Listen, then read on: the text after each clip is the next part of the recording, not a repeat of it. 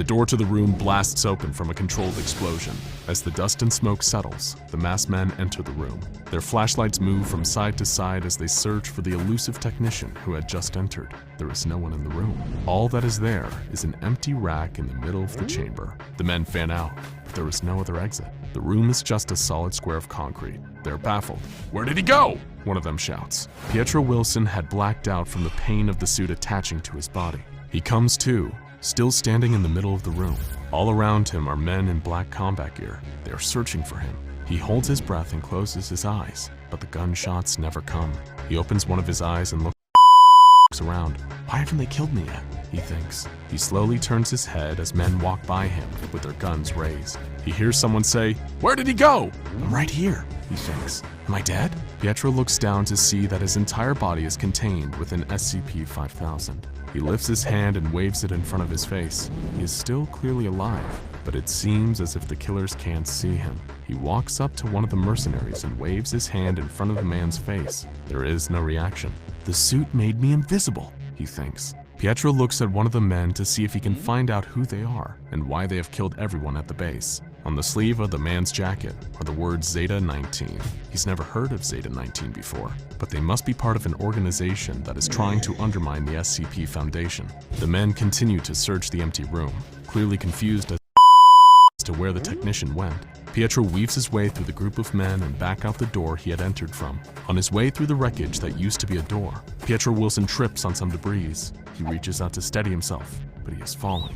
He closes his eyes knowing that as soon as he hits the ground, all of the men hunting him will be alerted by the sound of his fall. But the impact never comes. When Pietro opens his eyes, it is as if he is hovering just above the ground. He looks down at his feet. The toes of the suit are firmly planted on the floor, like powerful magnets on iron. SCP-5000 has prevented his fall and is holding him in place using the feet of the suit only. He reaches out his hand and gently places it on the ground. He pushes himself up to a standing position. He turns to look back into the room.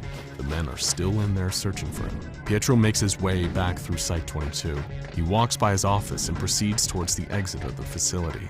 As he passes the labs and other rooms at Site-22, all he finds is carnage. Everyone has been killed. An extra bullet has been placed in each person's head to make sure. It seems that the only mission these men were on was to kill everyone and make sure they stayed dead.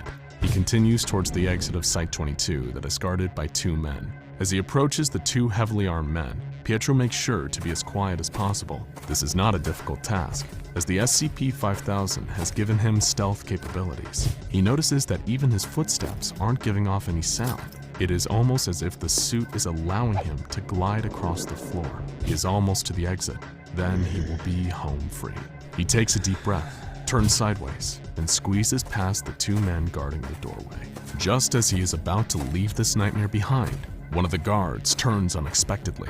The man's shoulder runs directly into Pietro Wilson, throwing him off balance. He is knocked into the second guard. Both of the men scream, "What is that?" One of them shouts. They begin to raise their guns on the invisible object that just bumped into them. It's then that SCP-5000 takes over Pietro's body.